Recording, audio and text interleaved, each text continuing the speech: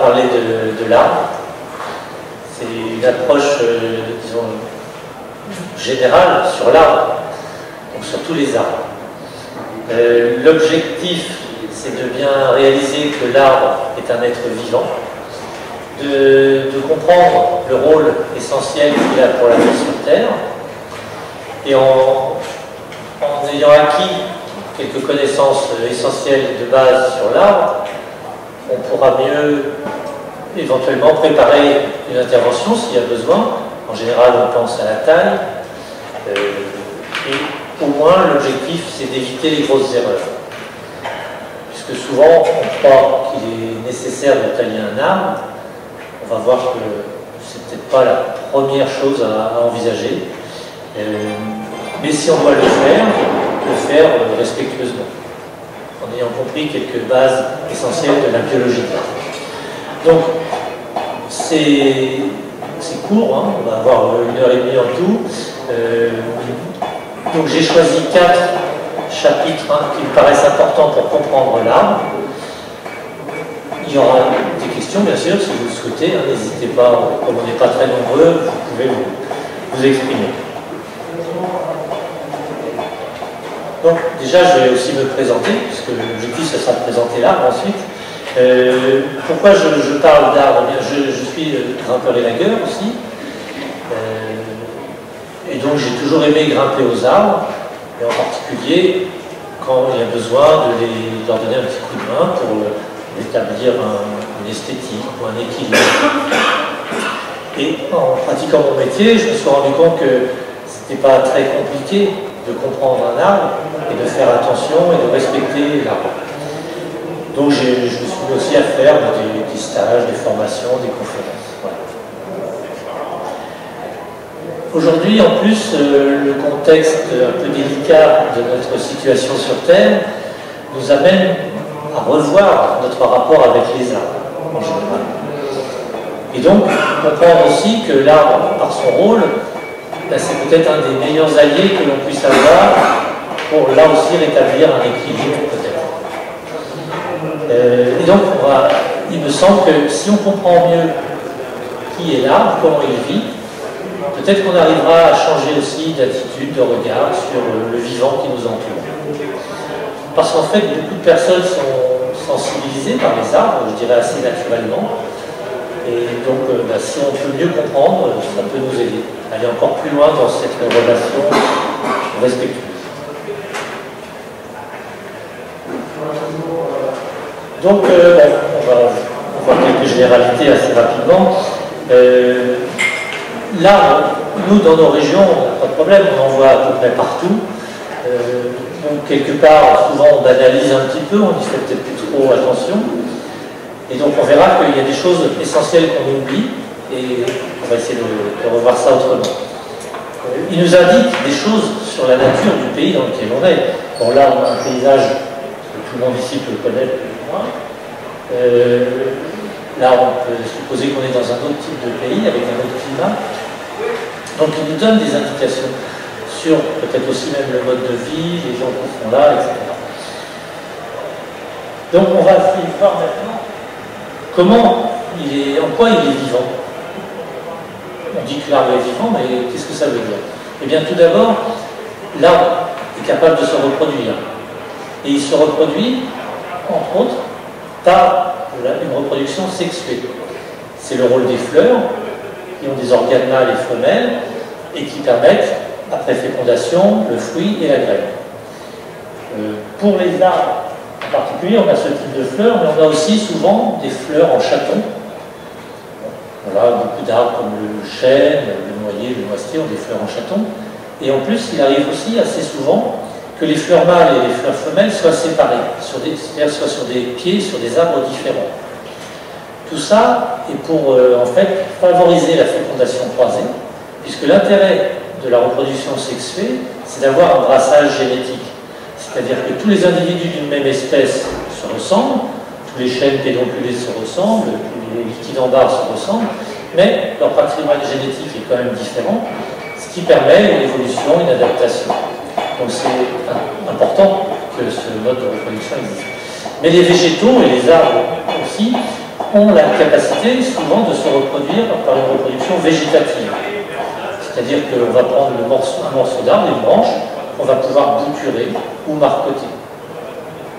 Tout le monde connaît ces procédés de reproduction, de multiplication. Donc la bouture, ça consiste à prendre une branche que l'on met dans la terre, dans un substrat, et cette branche va s'enraciner et redonnera un nouvel arbre. Sauf que là, on aura le même arbre, mais avec le même patrimoine génétique. C'est ce qu'on appelle un clone, et ça peut présenter des avantages parce que c'est facile à faire, mais c'est moins résistant, enfin moins résistant. Il y a moins de facilité d'adaptation. Et en particulier aujourd'hui, avec l'évolution du climat, c'est peut-être pas la meilleure solution privilégiée. Voilà. Donc ensuite, bien sûr, le fruit, la graine, l'arbre se développe. Dans nos régions, on a des arbres qui peuvent devenir très grands. Hein. Ici, on a un cèdre, par exemple. Vous voyez l'échelle par rapport à la voiture qui est à côté. Cet arbre est né d'une graine toute petite. Hein. Des grands arbres comme les séquoias ou les eucalyptus qui peuvent atteindre ou dépasser les 100 mètres de haut démarrent aussi à partir d'une toute petite graine. Donc il y a quelque chose là de merveilleux. Hein, mais ils sont vivants, donc ça veut dire qu'ils peuvent être malades et qu'un jour ils meurent. C'est dans l'ordre des choses.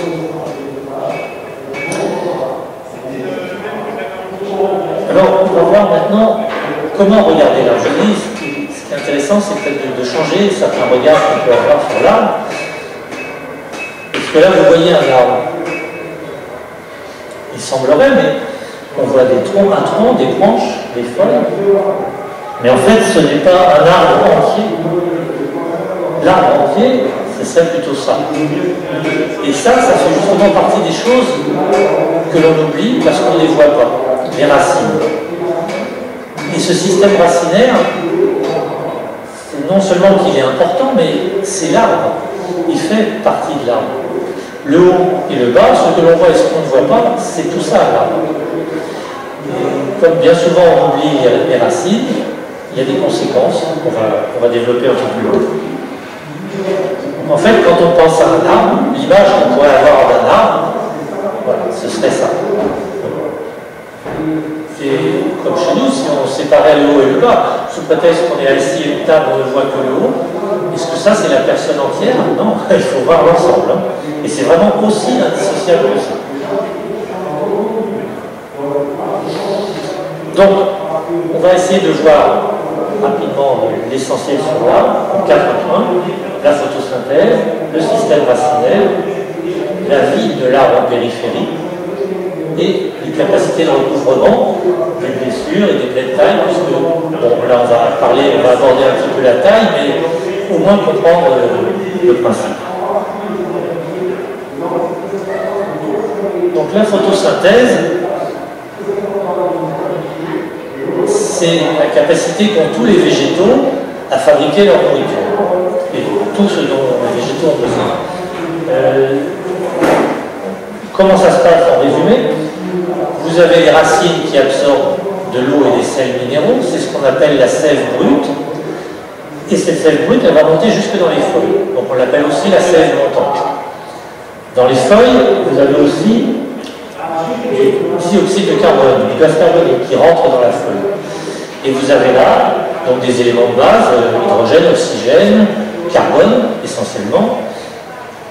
Vous avez l'énergie lumineuse, l'énergie du soleil, qui est captée par la feuille et transformée en énergie chimique grâce aux pigments comme la chlorophylle.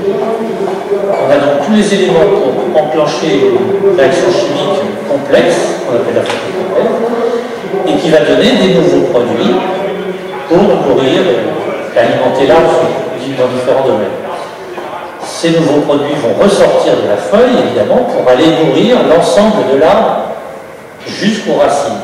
Donc on appellera cette sève qui ressort de la feuille la sève élaborée ou la sève descendante. C'est le principe de base de la photosynthèse.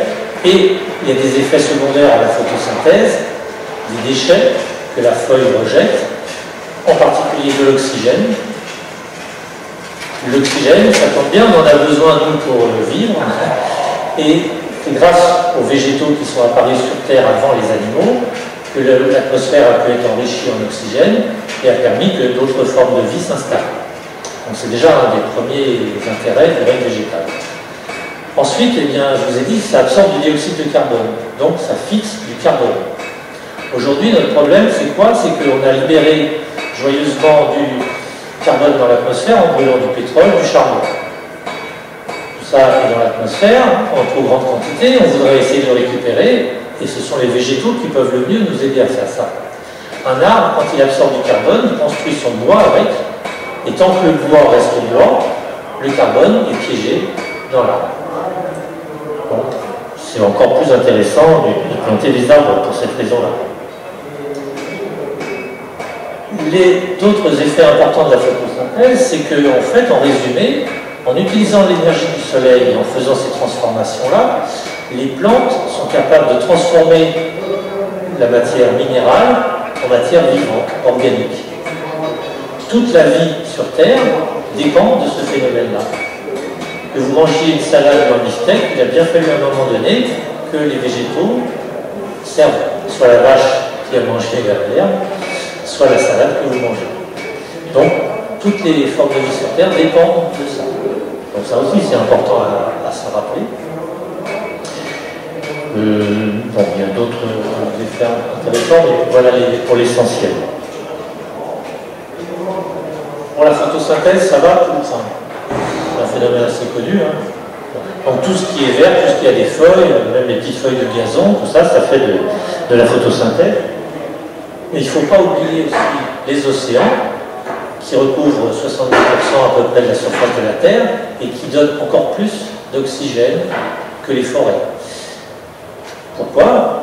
Parce que dans les premiers mètres de la mer, des océans, là où il y a assez de lumière, il y a le phytoplancton. Le phytoplancton, ce sont des petits végétaux qui font de la photosynthèse. Donc là aussi, qui dégagent de l'oxygène et qui fixent du carbone. Et le carbone fixé par le phytoplancton, quand le phytoplancton meurt, il tombe au fond des océans, et là, il reste encore plus longtemps que dans le bois.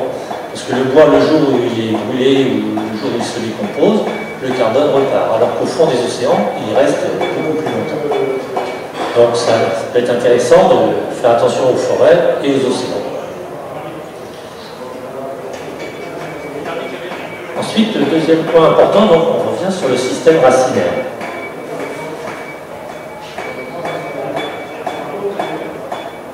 Donc, le système racinaire, c'est la nourriture pour l'arbre, c'est aussi son ancrage mécanique, on va dire, dans le sol.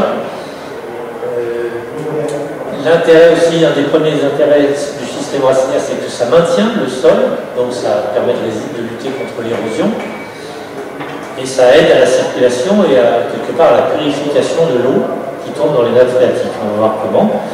Parce qu'en fait, ces racines,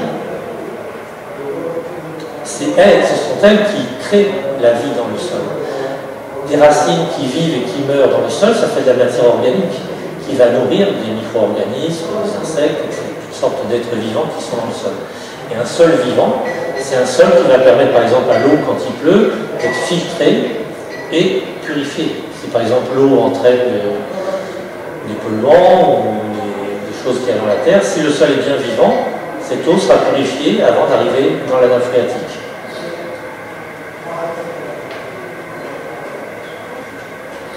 Donc ces racines, on les oublie, pourquoi? Parce qu'on ne les voit pas, et quand on les voit, en général, c'est qu'il y a eu un problème. Une chute d'arbres, ou des arbres plantés dans une cour ou un endroit où il ne fallait pas les mettre. Donc il y a des racines qui... Vous voyez bien, ça va? Des racines qui peuvent être très gênantes, où on les voit au bord des cours d'eau, quand les niveaux de l'eau varient, on peut voir que les arbres en bord de rivière, on peut voir leur système racinaire. Et ça, c'est ce qui est le plus visible, le plus évident dans le système racinaire. Mais ce n'est pas que ça. En fait, le plus important pour la vie de l'arbre dans les racines, ce sont les racines fines. On appelle le chevelu racinaire ou les poils absorbants. Ça, c'est très fin. C'est pour ça qu'on l'appelle un chevelu racinaire, parce que ça fait des toutes petites racines fines qui sont fragiles, qui ont besoin de conditions quand même spéciales pour vivre. Si par exemple on compacte un sol, ou si au contraire on va décaper un sol pour mettre du gravillon ou du bitume, on va très vite endommager ce système racinaire fin. Parce que ce système racinaire fin, il est dans les premiers centimètres ou décimètres de sol. Là où le sol est bien vivant. En dessous, en profondeur, il n'y aura pas la même activité racinaire. Il va y avoir des grosses racines qui vont servir à l'eau ou à l'ancrage de l'arbre. Mais c'est ce système racinaire fin qui est vraiment très important pour la vie de l'arbre. Ce système racinaire, en plus, vit et meurt. C'est-à-dire que quand les feuilles tombent à l'automne, ce système racinaire meurt aussi. Donc, les racines meurent et font de la matière organique qui enrichissent le sol. Au printemps, enfin à la fin de l'hiver, ça redémarre pour permettre l'alimentation du printemps. Donc voilà, tout ça, c'est rentré d'une activité microbienne. Et en plus, ces racines sont en général en symbiose avec des champignons, ce qu'on appelle les mycorhizes. Ça veut dire que ce petit poil absorbant qui peut absorber de l'eau et des sels minéraux, c'est son rôle, eh bien, il est associé à un champignon qui va l'entourer, enfin les différents systèmes, et qui va lui se propager à plusieurs mètres autour. Donc ça va démultiplier l'action de ce système racinaire. C'est une symbiose, ça veut dire que le champignon donne de l'eau, des sels minéraux à la racine, à l'arbre. En échange, l'arbre va lui redonner des glucoses, des sucres et de la nourriture. Et là aussi, ce champignon, ça fait des grosses quantités de mycélium, souvent, et ça vit et ça meurt. Donc ça fait aussi de la matière organique dans le sol. Donc c'est pour ça qu'on peut dire que d'une certaine manière, ce sont les arbres qui fabriquent le sol, qui créent un sol vivant. Les arbres, les arbustes, toute la végétation. Mais beaucoup les arbres, parce qu'en quantité, ils sont assez énormes. Voilà pourquoi il est important de penser aux racines. Voilà un autre exemple, une racine avec des petites ramifications. Donc il faut bien penser à ça quand on veut faire des travaux autour des arbres. Par exemple, une tranchée, un parking. On voudrait mettre les voitures à l'ombre, alors on les met sous les arbres, mais attention aux conséquences. Il y a des arbres qui ne supportent pas que l'on compacte le sol autour d'eux. Les cèdres, par exemple, vous compactez un sol, vous garez toujours les voitures dessous, il y a de fortes chances qu'en 2-3 ans, ça réagisse. Donc, attention.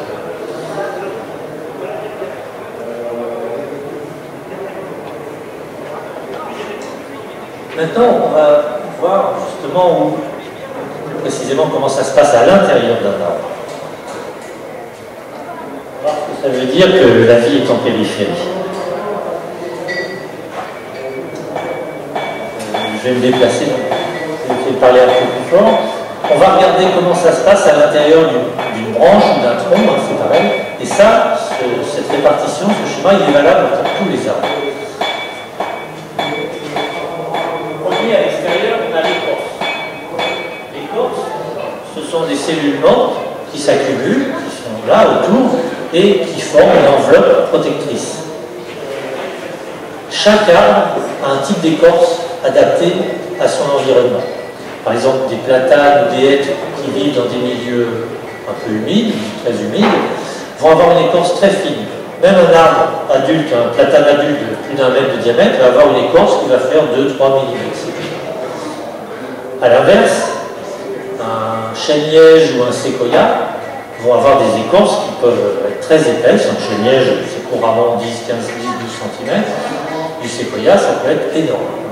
Et ce sont des arbres qui sont adaptés à des petits incendies de forêt. En Méditerranée, s'il y a un sous-bois qui brûle, les chênes-lièges sont adaptés pour résister. Les séquoias aussi. Et souvent même, ces arbres-là ont besoin du feu pour se régénérer. Aux États-Unis, à une époque, ils ont voulu nettoyer les forêts de séquoia pour éviter les incendies, justement. Et ils se sont rendus compte qu'il n'y avait pas de régénération. Pourquoi? Parce que les graines, en fait, avaient besoin d'un coup de feu pour germer. Voilà. Bon, après, quand il y a des gros incendies comme ceux qu'il y a maintenant, c'est autre chose. Et voilà, donc chaque arbre a un type d'écorce adapté à sa vie. Ensuite, et là on le voit bien sur cette coupe de bois, c'est du sureau. sous l'écorce, là on voit cette couche blanche. C'est dans cette zone-là que circule la sève élaborée, la sève descendante. C'est une couche qui fait quelques millimètres, 3, 4, 5 millimètres, quelquefois un peu plus, qui est assez souple, assez spongieuse, et donc c'est là que circule la sève élaborée. Elle est juste sous l'écorce. Et souvent, quand on abîme un arbre, s'il y a un choc et qu'on a abîmé l'écorce, on dit ah tiens, j'ai abîmé, j'ai enlevé l'écorce. En fait, si on regarde bien, il y a l'écorce et cette couche-là en plus, qu'on appelle le libère ou le phloème. Ensuite, on arrive dans le bois. Et dans le bois, là, sur certains bois, on le voit très bien, on va voir après, il y a des petits trous. Et dans ces petits trous circule l'autre sève, c'est-à-dire la sève brute ou la sève montante. Donc on a ces deux courants de sève qui circulent là. Là sur le chêne,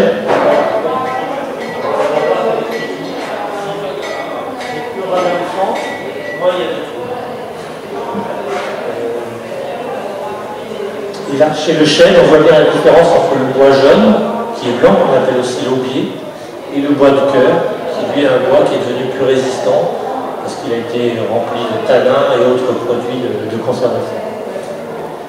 Et entre ces deux couches-là, juste ici, on a une très fine couche, et il n'y a qu'à cet endroit-là que les cellules sont vivantes et sont capables de se reproduire. C'est ce qu'on appelle le cambium. Ce cambium, il fait tout le tour du tronc, de la branche, des racines, et c'est lui qui permet la croissance de l'arbre en diamètre. C'est-à-dire que les cellules sont en activité, se multiplient, et donc permettent le développement de l'arbre. C'est très fin et très fragile. On peut comparer ça un petit peu à ce qui se passe quand on épluche des oignons. Entre chaque feuille d'oignon, on a des fois une petite pellicule très fine. Donc voilà, c'est à peu près ça. C'est-à-dire que ça, quand ça se retrouve à l'air, ça sèche, ça meurt tout de suite. Donc c'est fragile. Mais il n'y a que par là que l'arbre peut réagir et reconstruire des nouvelles cellules. Puisque tout le reste, que ce soit le libère ou l'écorce, ou même le bois, ce sont des cellules qui sont plus vivantes au sens biologique. Elles sont perforées pour faire des canaux, ou elles sont solidifiées pour faire du bois qui résiste. Elles ne sont plus capables de se reproduire. Donc si l'arbre est capable de se régénérer, de reconstruire des nouvelles cellules, c'est à partir du cambium.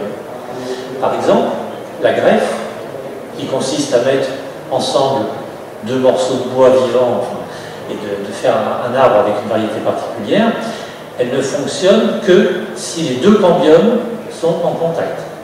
Et même s'il y a un tout petit point de contact, ça suffit, les cellules vivantes peuvent se reproduire, se souder et ça démarre. Mais si vous mettez les écorces en contact ou le bois en contact, ça ne servira à rien. Donc toutes les formes différentes de greffe ont pour seul objectif de mettre en contact le plus de surface de cambium possible. Voilà. C'est le secret de la greffe, si on peut dire. Voilà, alors, quand on dit que la vie est en périphérie, c'est quoi? À travers tout ce qu'on a vu là, on se rend compte que juste sous l'écorce, on a la circulation de la sève élaborée, on a le cambium, et ensuite on a les premiers vaisseaux, les premiers cernes du bois jeune, qui servent à la conduction de la sève brute. Tout ça se joue, suivant les arbres, en quelques millimètres ou quelques centimètres maximum, juste sous l'écorce. Pas au cœur. Au cœur, il n'y a plus rien qui bouge. Le cœur, quand il se durcit et se solidifie, c'est pour donner une résistance mécanique au tronc, à l'arbre. Mais en aucun cas, ça n'a à voir avec la vie de l'arbre. Et cette image du cœur, on ne pourrait pas la confondre avec la nôtre. Notre cœur, il est vital, mais pas à l'arbre. Donc, on pourra comme ça peut-être voir que l'arbre, il y a des capacités d'adaptation, etc. Oui, mais il est aussi très fragile. Tout ce qui va animer l'écorce va tout de suite toucher la vie de l'arbre. Donc peut-être, ça peut être intéressant de penser à protéger les écorces quand on plante des petits arbres avec des écorces fragiles.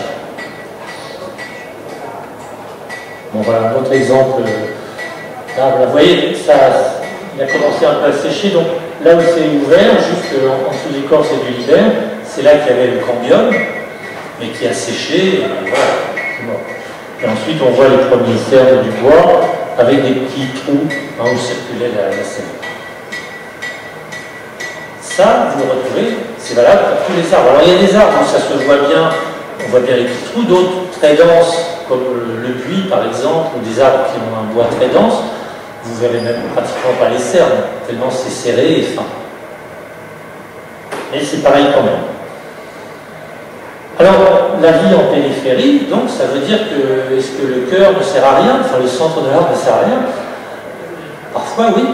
Hein, il y a des arbres qui peuvent être creux et parfaitement vivants, c'est le cas de celui-ci. Je connais en Provence un très vieux chêne vert qui est estimé à plus de 1000 ans. Eh bien, il y a une cavité à la base, on peut rentrer dedans, monter à l'intérieur comme dans une cheminée et se retrouver 2 ou 3 mètres plus haut dans les branches. Et il est là depuis très longtemps, et il sera sûrement là encore longtemps.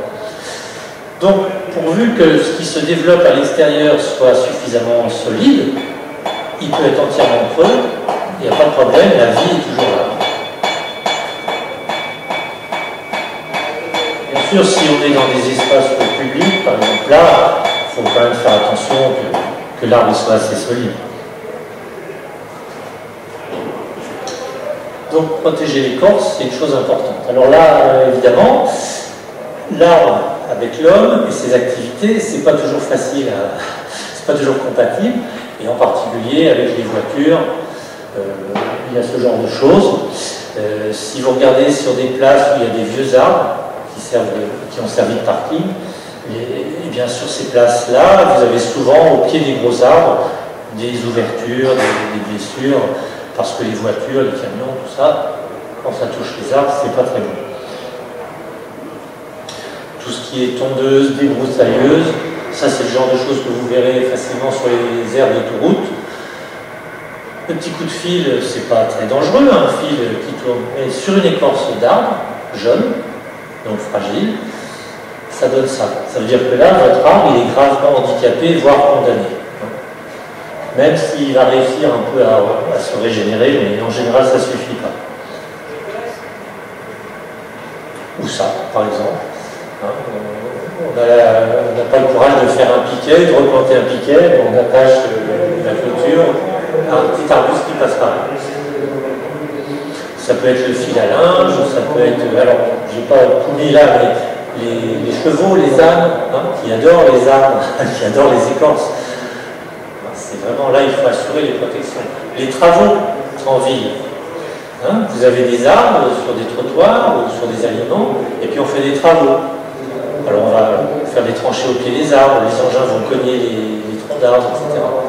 Tout ça, c'est des choses qui vont handicaper gravement les arbres par la suite.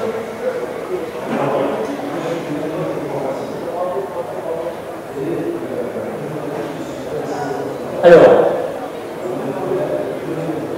l'arbre, donc, grâce au cambium, a des capacités de réagir à tout ça. Il n'est pas seulement une pauvre victime qui reçoit des coups et qui ne s'en fait pas. L'arbre est sur Terre depuis bien plus longtemps que nous, 200 ou 300 millions d'années, beaucoup moins. Donc il n'a pas attendu qu'il y ait des élagueurs ou des gens pour le soigner. L'arbre est capable de gérer lui-même des blessures, des branches cassées, etc. Donc, on va voir comment. Et c'est ça qui va nous apporter des éléments de compréhension. On parlera un peu plus loin de la question de la cicatrisation. Par exemple, vous voyez qu'un arbre, un platane, entre autres, est capable d'absorber un panneau de stationnement. Ça met du temps, mais de temps en temps, quand je passe là, c'est affichage, je surveille l'évolution, et sur plusieurs années, ça y va. Vous voyez que le panneau il est ancien, c'est écrit encore à la main, tout ça. Et bientôt, dans quelques dizaines d'années peut-être, il sera entièrement recouvert. Donc il a cette capacité-là. Par exemple, aussi, là, sur un chêne, il y a une très grosse branche qui a été coupée. Vous voyez les chênes, si on va faire quelque chose comme ça, c'est entièrement recouvert. Alors comment ça se passe? Sur cet arbre-là, un marronnier, il y a un engin qui a cogné et qui a abîmé l'écorce, qui a déchiré et déchiqueté l'écorce. Qu'est-ce qu'on peut faire dans ces cas-là? L'arbre, il va réagir. Donc si on veut l'aider, si on veut aller dans le sens de l'arbre, eh bien, avec un couteau bien aiguisé, on va recouper tout autour, on va enlever toutes les parties d'écorce écrasées, déchiquetées, on va essayer de faire des formes le plus arrondies possible, et c'est tout. Le reste, c'est l'arbre qui va le faire. Par le cambium, des nouvelles cellules vont être fabriquées, et ça va faire ce qu'on voit là, un bourrelet, qui petit à petit va progresser et va se refermer complètement. C'était une blessure à peu près de cette taille-là, ça a mis 17 ans. Hein? Donc voilà, ça marche bien, mais c'est au rythme de l'arbre. Et on peut préciser à ce moment-là que l'arbre vit sur une autre échelle de temps que nous. Ça aussi, il faut en tenir compte. On ne peut pas planter un arbre centenaire, il faudra attendre 100 ans si on veut que notre arbre soit centenaire. Donc ça demande aussi de la patience, de la persévérance, et puis savoir qu'ils vivront peut-être plus que nous. Donc voilà, ça se recouvre, c'est ce qu'on appelle le recouvrement. Autre exemple, sur un jeune chicot, il y avait un petit problème avec la branche principale, donc on l'a coupé. On voit que très vite, il y a un petit bourrelet qui démarre là aussi. 2-3 ans plus tard, voilà, on voit que le bourrelet continue de se développer. Voilà, un peu plus tard encore. Et là, on est à peu près 6 ans après. Donc, c'est assez long. Il y a des arbres, alors, suivant les essences, il y a des arbres qui vont recouvrir plus ou moins 1000 ans. Mais ça demande quand même du temps. Et ce que l'on peut observer déjà, c'est que le bois, donc une fois que l'écorce est partie, on est directement sur le bois. Enfin, une fois que l'écorce et le l'hiver sont partis, on est directement sur le bois, parce que le cambium, il ne suit pas. Et le bois, lui, pendant tout ce temps-là, il est attaqué. Il pleut, il fait froid, il y a des champignons, des bactéries.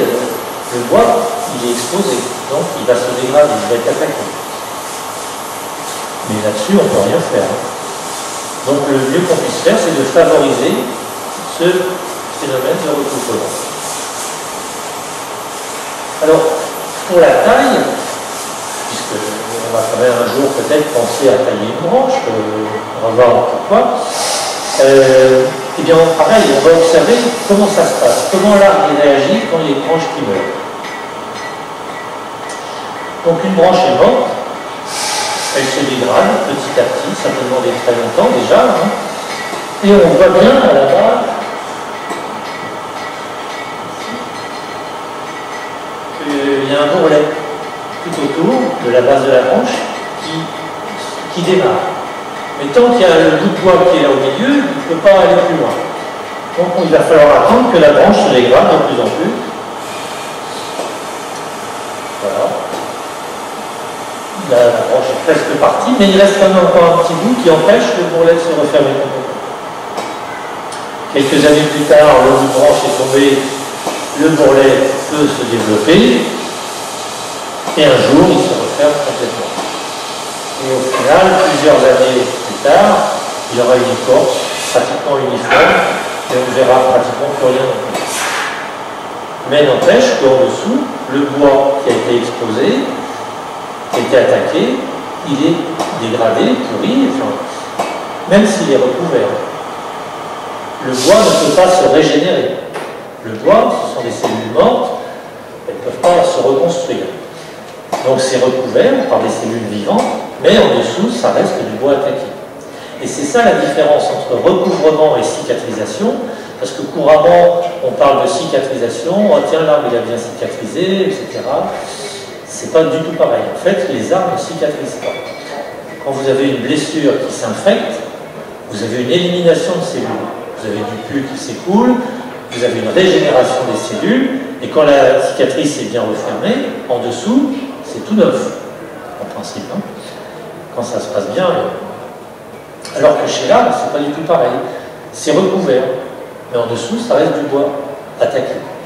Ça veut dire que ça fait des zones qui peuvent fragiliser l'arbre. Et qu'un jour, ces zones de pourriture, on va dire, peuvent redémarrer et se propager.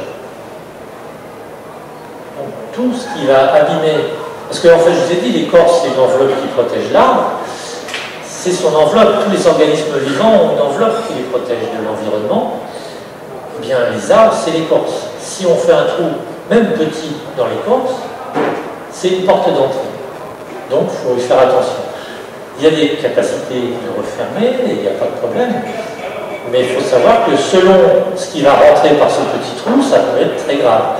Aujourd'hui, on est confronté au chancre coloré du platane, je ne sais pas si vous en avez entendu parler, en particulier sur le canal du Midi. Il y a des milliers d'arbres qui sont condamnés. Et ça se passe très facilement. Il n'y a même presque pas besoin de blessure, puisque de racine en racine, ça peut se propager. Donc il y a des champignons qui sont très agressifs, d'autres qui le sont beaucoup moins. Heureusement, pour l'instant, ça reste exceptionnel. Hein. Donc selon ce qui va rentrer dans l'arbre, ça peut être plus ou moins grave. Donc voilà ce qui se passe naturellement chez les arbres. Donc nous, alors on peut quand même aussi dire tout de suite, c'est que vous voyez que ce phénomène demande du temps. Et assez logiquement, on peut en déduire que s'il y a une petite blessure, ça va se refermer plus vite que s'il y a une grosse blessure. Hein, ça peut varier de 2-3 ans à 20, 30, 40 ans, hein, sans problème. Donc si on veut aider au maximum les arbres, ben, on va essayer de ne pas faire de blessures du tout, ou d'en faire que des petites. On doit tailler. Donc ça peut être déjà intéressant de se mettre ça en mémoire. C'est-à-dire que si on doit tailler, eh bien on va essayer de tailler régulièrement des petites branches plutôt que d'attendre et de tailler des grosses branches. Alors, la taille, peut-être parmi certains d'entre vous, il y en a qui viennent ici pour acheter des arbres, qui en ont déjà acheté, et qui vous posez la question de la taille. Faut-il tailler un arbre? Les arbres n'ont pas besoin d'être taillés. Un arbre, je l'ai dit tout à l'heure, il a son programme génétique, il sait très bien se développer tout seul. Vous achetez un pommier, son objectif, ça va être de faire des pommes. Vous achetez un arbre à fleurs, à floraison, il vous fera des fleurs, etc. Donc, lui, il sait le faire. Et si en plus, il est mis dans de bonnes conditions, il va le faire tout seul. Vous plantez votre arbre avec une terre qui lui convient, avec un environnement qui lui convient et suffisamment de place pour qu'il se développe. Tout ça, il le fera tout seul. Il y aura des petites choses de base à surveiller, on en parlera tout à l'heure, mais en gros, il est capable de le faire tout seul. Donc, il n'a pas besoin qu'on le taille. On le taille pourquoi? Souvent parce qu'on croit qu'il faut tailler, donc déjà, c'est peut-être pas forcément un bon argument, mais il y a aussi des fois où il est nécessaire de tailler. Donc, on va voir pourquoi. Déjà, on va voir alors, des choses assez élémentaires. La chose qu'on peut faire sans hésiter et systématiquement, c'est couper le bois mort. Parce que le bois mort, on a vu, tant que le bois mort reste sur l'arbre, ça empêche le recouvrement. Et ça veut dire que quand la branche pourrit, il n'y a pas que la partie visible qui pourrit, il y a tout l'intérieur. Une branche, ça vient de l'intérieur de l'arbre. Donc cette pourriture, elle progresse facilement vers l'intérieur. Donc tant que la porte reste ouverte, avec en plus un tuyau qui permet que ça rentre, ça rentre. Donc systématiquement, vous pouvez déjà enlever le bois mort. Ça, c'est le minimum. Et on a vu que ça peut être assez facile de ne pas se tromper, puisque à la base de la branche morte, en général, on voit bien le bourrelet. Donc on coupe à ras du bourrelet sans l'abîmer, et après le bourrelet pourra continuer son évolution. On ne laisse pas un petit chicot, hein, parce que ça, tant qu'il y aura un petit chicot, ça va empêcher. Et on ne va pas non plus couper trop à ras. Hein, souvent, enfin à une époque, il y avait une mode, le flash cut en Angleterre, qui consistait à tailler bien droit, pour que rien ne dépasse. Donc au lieu par exemple sur une branche comme ça d'avoir une petite coupe comme ça, on coupait vraiment à ras du tronc et on avait une coupe comme ça. Donc ça ne va pas dans le sens de ce qu'on disait tout à l'heure. Donc là, si on devait tailler une branche comme ça, c'est plus facile. C'est-à-dire quand la branche est bien perpendiculaire au tronc, vous voyez que tout autour, il y a des plis que l'on voit bien. Et en particulier, si on devait couper cette branche, on la couperait là, juste à ras de la dernière ligne, du dernier pli. Parce que c'est là que va se développer le bourrelet. Donc là, c'est assez facile. On coupe bien avec une bonne scie ou un sécateur, souvent là. Et le recouvrement se fera tout seul. Voilà. D'autant plus vite que la coupe est petite. Hein. L'autre cas quand même le plus fréquent, c'est quand les branches sont obliques. Donc là, c'est pas aussi évident, mais il y a un repère qui est important, c'est la ride que l'on voit au-dessus.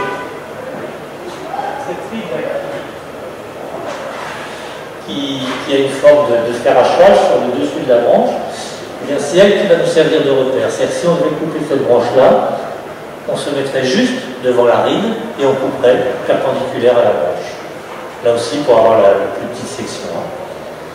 On ne va pas tailler plus loin, ni trop près, juste à la base de cette ride. Et là, vous ferez la coupe qui aidera au mieux l'arbre. Alors dans quel cas a-t-on le droit de tailler, on va dire? Qu'est-ce qui peut nous amener à tailler une branche? Déjà, donc je vous ai dit les branches mortes, les branches malades, ça il faut les éliminer systématiquement. Donc on va repérer à l'endroit où la branche démarre et on va tailler de cette manière-là. Le plus tôt possible. Vous voyez qu'une branche est malade, ou qu'elle a été cassée par un oiseau, par une tempête ou par quelqu'un qui est passé là, vous recoupez tout de suite, quelle que soit la saison. Bois mort, branche malade et tout, vous pouvez le faire dès que vous le voyez, plus tôt vous intervenez, mieux ce sera. Les autres cas indispensables aussi, où on peut tailler, ou on doit tailler même, quand des branches se croisent et qu'elles se touchent. Là, obligatoirement, il y aura une blessure. Donc, là aussi, si vous voyez ça assez tôt, vous coupez une des deux s'il n'y a pas encore de blessure, ou les deux s'il y a une blessure, vous arrangez. Et pareil, le plus tôt possible.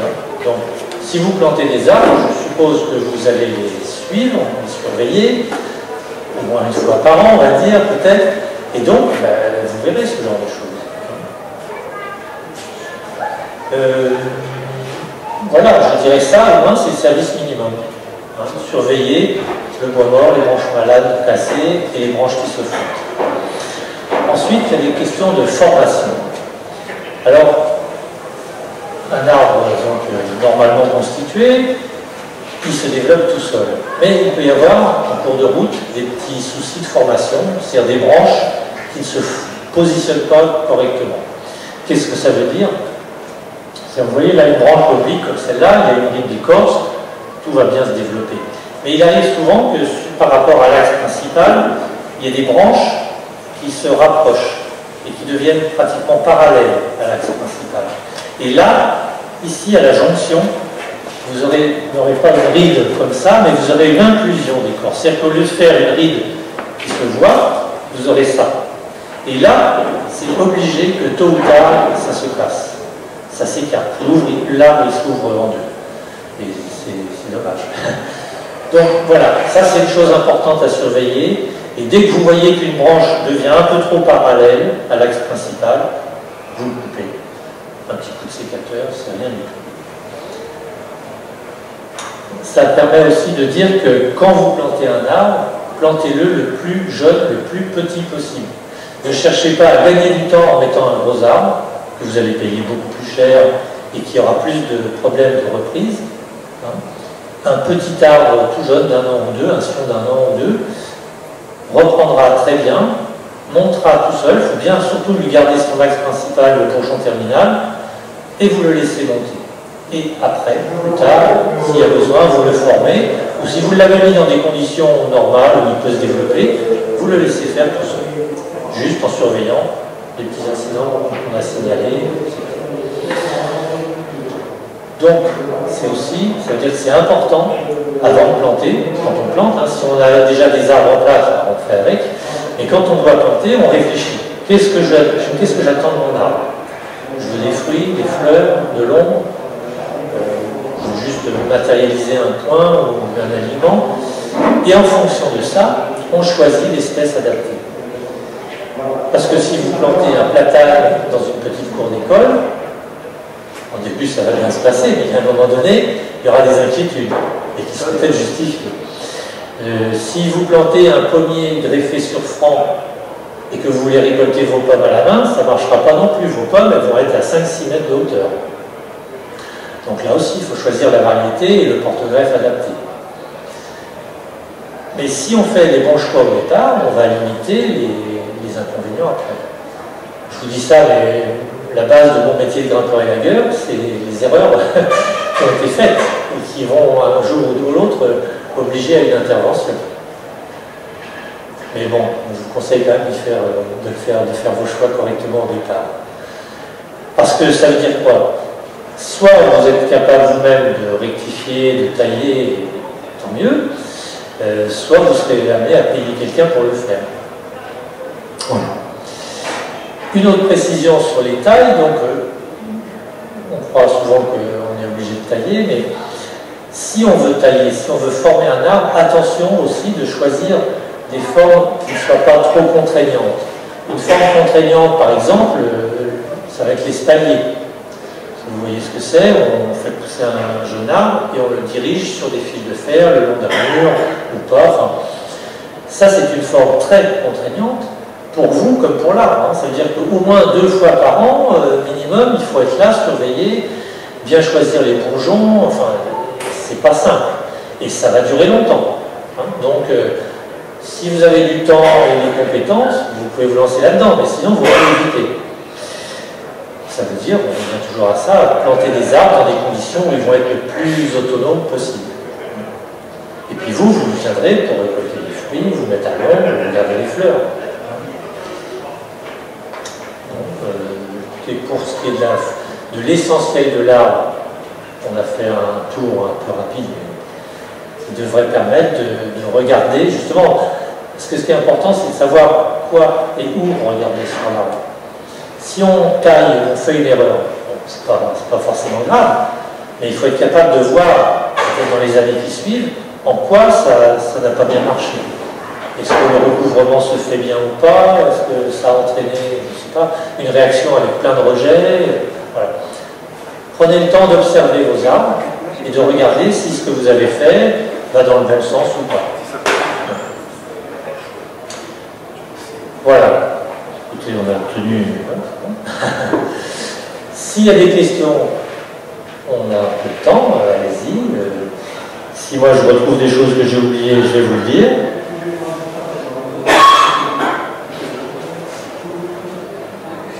Oui? Alors, les arbres fruitiers, à part le bois mort, le bois qui se croise et le bois qui est malade, est-ce qu'on peut les laisser se développer tout seuls? Oui, oui, bien sûr, s'ils sont dans de bonnes conditions, s'ils sont formés correctement, oui, bien sûr. Et c'est l'objectif de beaucoup d'arboriculteurs aujourd'hui. Hein. Dans une formation d'arboriculteurs, la première chose qu'ils vont demander, est-ce qu'on pourrait ne plus tailler ou moins tailler? Parce que ça demande beaucoup de temps. Hein.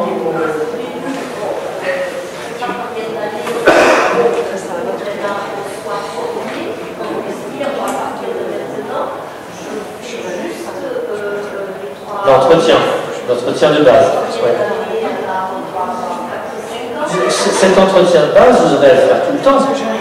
Hein? Donc, dès qu'il est jeune, enfin, dès que vous le plantez jusqu'à la fin, vous aurez toujours un petit coup d'œil à donner pour surveiller ça, justement. Hein?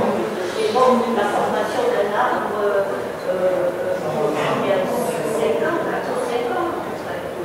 oui, bah, disons que si, par exemple, on considère qu'il va donner des fruits, on considère à partir de ce moment-là, il a atteint une certaine maturité, c'est selon le porte-greffe. Hein, vous aurez des porte-greffes qui vont vous donner des fruits assez rapidement, en 2, 3, 4 ans, et d'autres, par exemple les francs, donc par exemple les pommiers sauvages, donnera des fruits au bout de 8 ou 10 ans.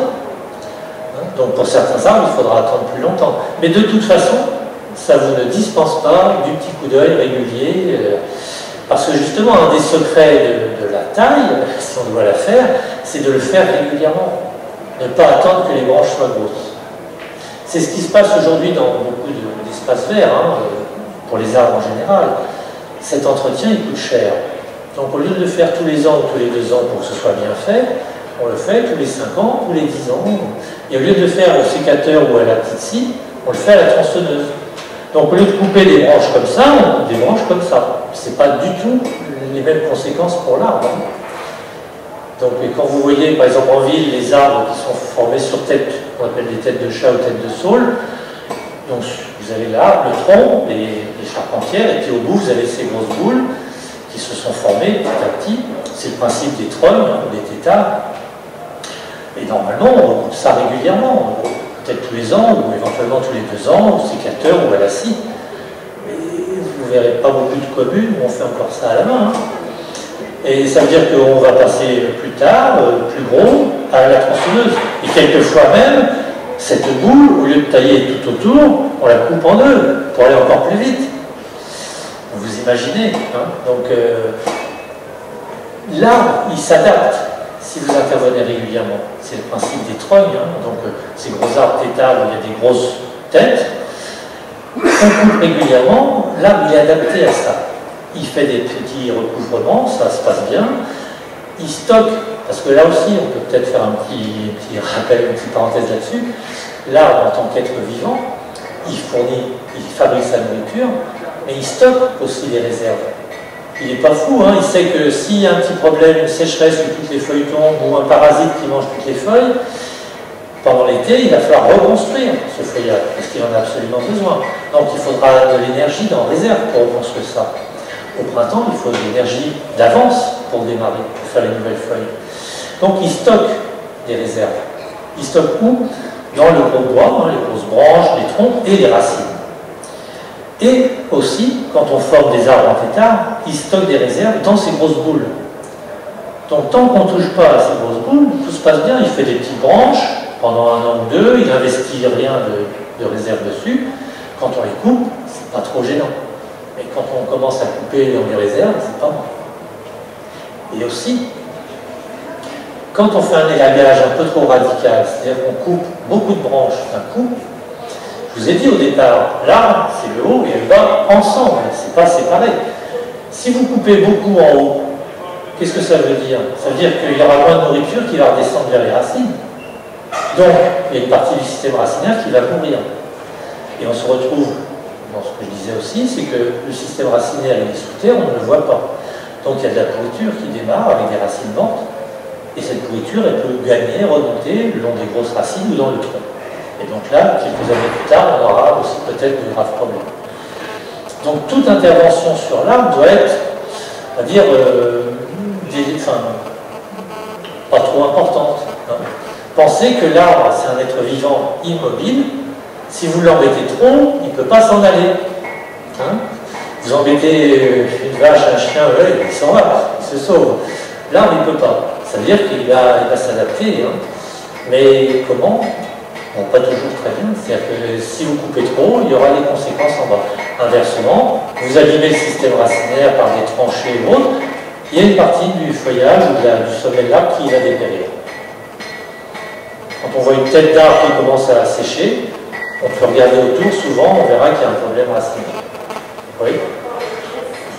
Alors j'ai ce qu'on appelle des épables dans les autres, et on n'est pas utilisé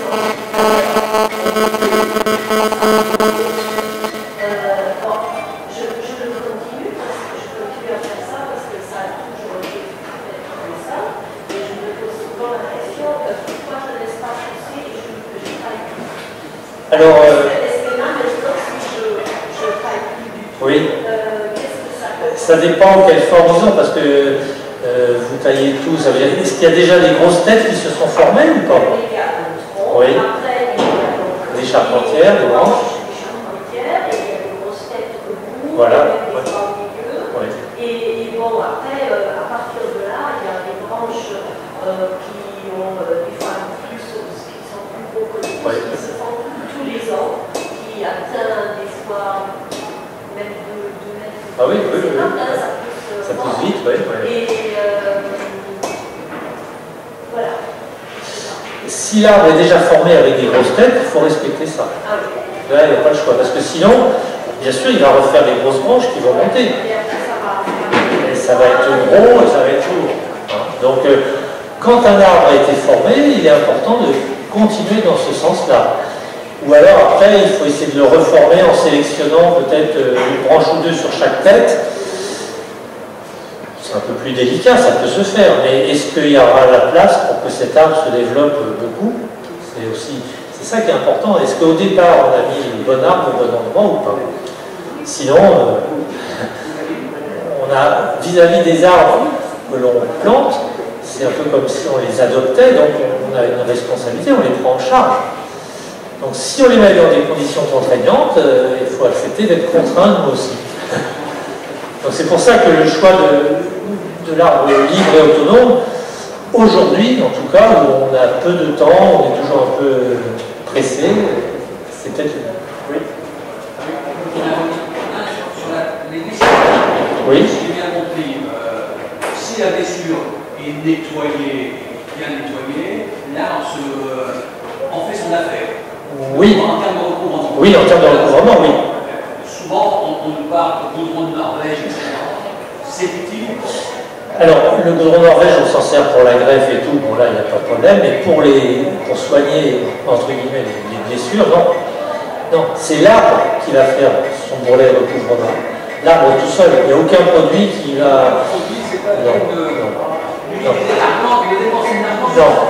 Dans le meilleur des cas, l'enduit, le mastic ne gênera pas l'arbre. Mais c'est un peu comme si vous mettiez un sparadrap bien plastifié sur une blessure qui est déjà un petit peu infectée. Vous l'avez déjà expérimenté, peut-être vous savez ce que ça va faire. On met un désinfectant sur une blessure. Est-ce que justement de mettre un huile bordelaise par exemple ou oui. Un désinfectant peut servir à quelque chose ou c'est éphémère? Votre produit va être efficace combien de temps? Pareil pour un mastic, le mastic va être efficace combien de temps? Au bout d'une saison, au moins déjà, il va être sec, plus ou moins, il va se fendiller. Donc à partir du moment où il y a des choses qui passent, des spores de champignons, des bactéries, c'est pas bon. Donc le désinfectant, oui, il va agir tout de suite. Donc, sur certains, après il faut être plus précis que ça. Par exemple sur le châtaignier, vous avez l'anthracnose, donc il y a un champignon qui provoque des champres. Ce champignon, il attaque que le bois frais. Donc une fois que le bois a séché, il attaquera plus. Donc certains préconisent de prendre un petit chalumeau, de sécher bien au chalumeau le bois, la partie bois qui est à l'air, voilà, et puis éventuellement de mettre un mastic dessus. Mais il a fallu sécher le bois avant, enfin c'est pas quelque chose de très facile à faire. Et après, mais juste pour cette maladie-là, mais en dehors de ça, votre désinfectant, il ne sera pas efficace assez longtemps. Vous avez vu le temps que ça demande. Donc, même une petite coupe ou une petite blessure comme ça, c'est quand même plusieurs années. 4, 5, 6, peut-être plus, selon les essences d'arbres. Donc, de toute façon, votre produit, il est peu probable qu'il soit efficace aussi longtemps. Voilà. Et j'ai des photos de mastic où il y a un champignon qui ressort à travers, ou des mastiques qui sont tombés, et en dessous, on voit que c'est tout pourri. Ça n'empêche pas la pourriture. Et bien souvent même, on a pu observer que déjà dans l'arbre, il y a des bactéries, des champignons, qui dès que l'occasion se présente, vont se développer. Donc même si vous mettez un mastic tout de suite après la coupe, c'est pas gagné. Donc faites en sorte de mettre l'arbre dans les meilleures conditions possibles, des petites coupes, au bon endroit, qui vont gêner le moins possible, favoriser le plus possible le recouvrement. Et après, c'est à l'arbre de travailler. Ça veut dire aussi qu'il faut qu'il soit dans de bonnes conditions de végétation, qu'il ait un sol correct et tout. Et si votre arbre est vigoureux, ça ira. Parce qu'en plus de la capacité de recouvrir, intérieurement, il est en mesure aussi de stocker des produits, genre tanin, phénol, terpènes, autour de la zone blessée. C'est-à-dire vous avez donc le tronc qui a été blessé, une ouverture par la branche, le bois il est exposé, il y a des parasites, enfin, des champignons qui rentrent par exemple, à l'intérieur, l'arbre il est capable de bloquer l'évolution de ces parasites. S'il est en bonne santé, etc., si le champignon n'est pas trop agressif. Donc il a aussi d'autres capacités de réaction, grâce à la photosynthèse qui fabrique toutes sortes de produits. Donc oui, pardon. Qu'est-ce que vous pensez de la taille des feuilles de chêne, des chênes qui ont été qui commencent, certaines branches commencent à tomber, etc. Qu'est-ce que vous pensez? Vous allez dire qu'on ne touche plus un arbre. Oui, après. Centenaire, alors, déjà, ça dépend où il est. S'il est sur une place publique ou s'il est au fond d'une prairie. C'est dans un égal Dans un égal. D'accord. Donc, s'il n'y a pas de problème autour, on peut le laisser tel quel en se disant que le bois mort, les cavités, c'est utile pour les insectes ou certains oiseaux et tout. Parce que l'arbre, il donne de la vie dans le sol, mais aussi en l'air. Tous les organismes, oiseaux, insectes, mammifères, ça qui vivent dans les arbres ou qui utilisent les arbres, c'est utile. Aujourd'hui, dans les forêts plus ou moins celles qui sont bien gérées encore par l'ONF, entre autres, on laisse de très vieux arbres. Pour tout ça, justement, pour favoriser la biodiversité. Donc si votre arbre, il peut vieillir naturellement, oui. Si vous voulez l'entretenir un peu mieux, pour éviter qu'il se casse en particulier, vous pouvez toujours enlever le bois mort, bien sûr, alléger certaines branches qui risquent d'être trop lourdes et qui risquent de provoquer de la casse. Après, voilà, ça dépend de votre objectif pour cet arbre et de sa situation quand même. Parce que des arbres dangereux en ville, depuis la tempête de 2009, on voit un dépérissement sur certains cèdres qui sèchent par le haut progressivement. Est-ce que vous avez des explications là-dessus? Non, ça peut être aussi plutôt des sécheresses, parce qu'il y a des sécheresses il y a des sécheresses à répétition quand même.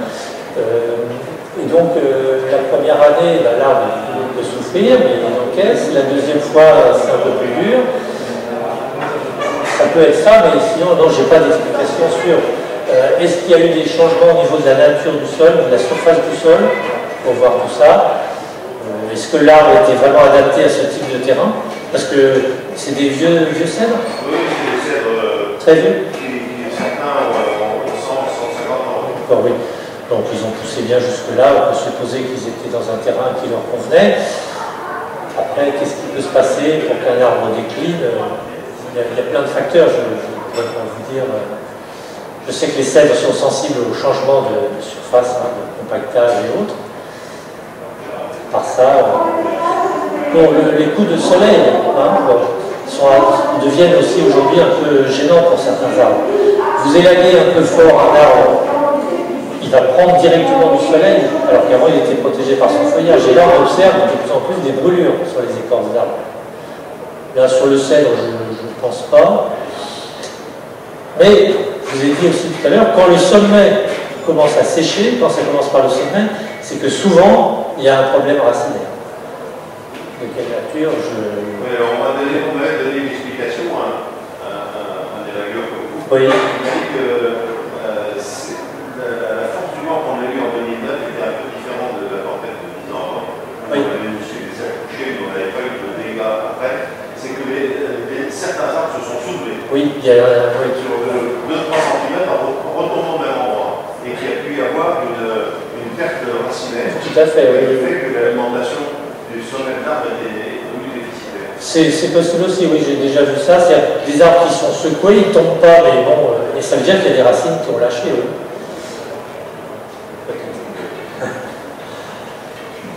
Sur la table des chevreuils, qu'est-ce que vous préconisez? Est-ce que, une fois que c'est l'arbre, souvent des petits arbustes sont attaqués, c'est foutu? Ou alors oui, j'en ai pas parlé.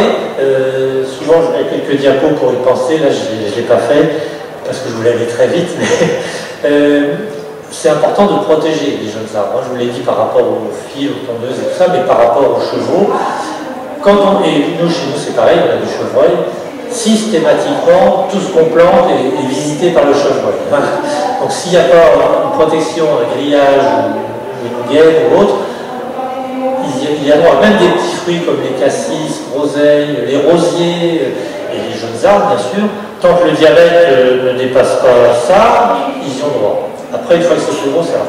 S'il y a eu déjà le frottement, enfin l'écorçage, s'il y a eu juste un petit coup, bon, sur un jeune arbre, il peut s'en remettre et il repartira, il va faire ce recouvrement, mais en général, quand le chevreuil s'y met, ou alors, pardon, juste on peut, si la base n'est pas abîmée, on peut recouper et favoriser le départ d'un nouveau bourgeon. Parce qu'en général, la partie du haut est condamnée. Oui.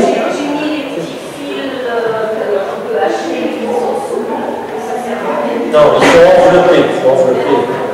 Alors du grillage, moi par exemple je mets du grillage, un grillage à coule. Pour le chevreuil, il faut monter jusqu'à 1,20 m. Donc 1,20 m. Donc vous mettez un grillage.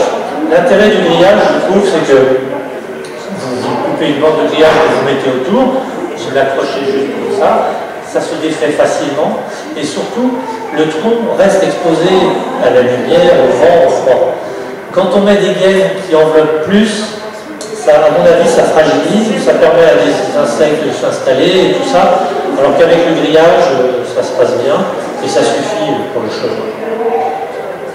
Et quand on veut nettoyer un peu au pied ou couper des rejets et tout, on soulève, on ouvre et ça va bien.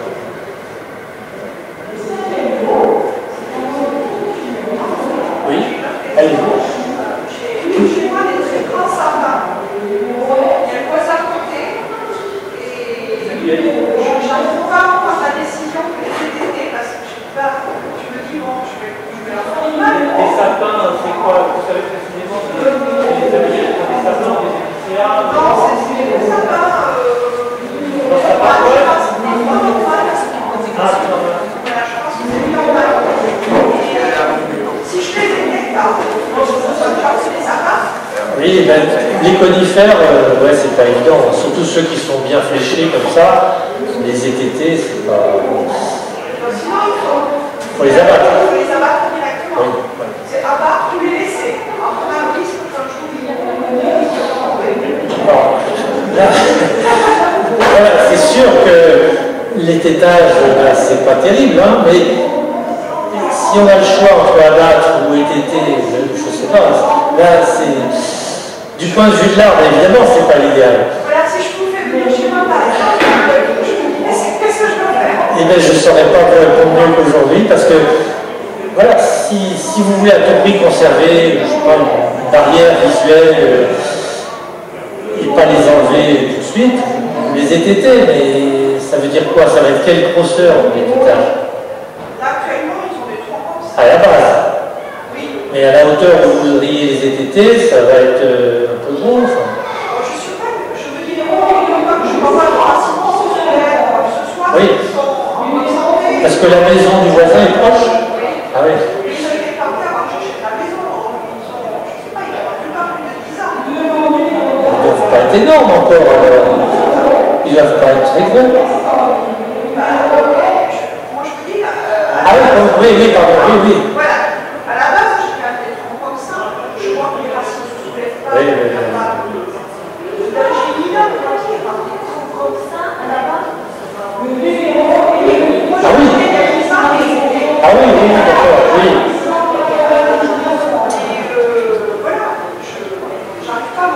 Non, je comprends.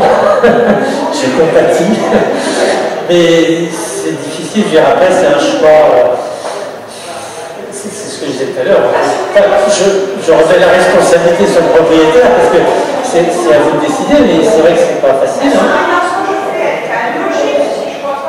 Ben, sur un côté, oui, sur un côté, enfin, bon, disons que sur tous les arbres, tant qu'il y a une végétation correcte, tant que vous n'avez pas beaucoup de bois mort ou de feuilles malades et tout, on peut supposer qu'il est en bonne santé, donc il a un système racinaire correct.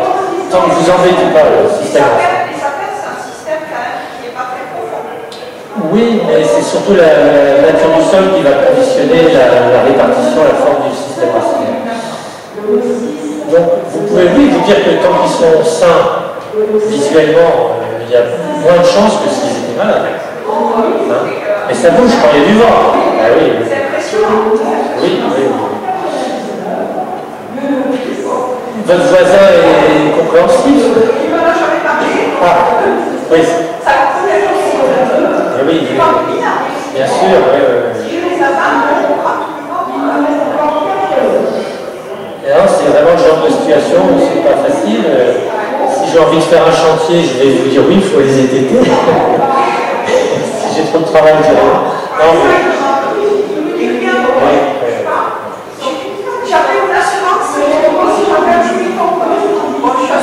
Oui, oui, oui. Oui.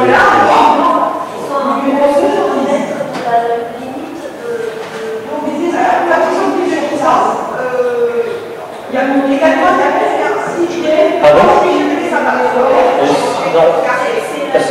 Normalement, oui, il y a une distance. Il y a une distance, c'est-à-dire quand un arbre ou un arbuste dépasse 2 mètres de haut, il va être au moins à 2 mètres de la limite de propriété. S'il est à moins de 2 mètres, il peut aller jusqu'à 50 cm.